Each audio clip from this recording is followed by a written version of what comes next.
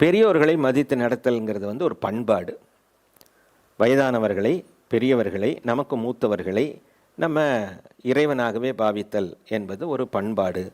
அது நமக்கு கற்பித்து கொடுக்கப்படலை பள்ளிக்கூடத்தில்.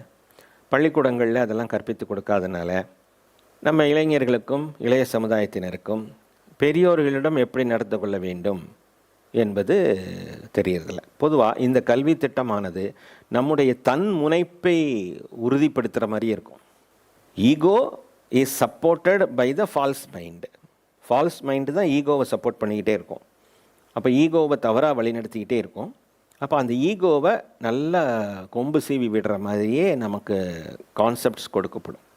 அப்போது நம்ம வந்து நமக்கு மரியாதை எதிர்பார்ப்போம். I should be respected and I will not respect anybody. If you want respect, you should start respecting others. அடுத்தவர்களை ரெஸ்பெக்ட் பண்ணும்.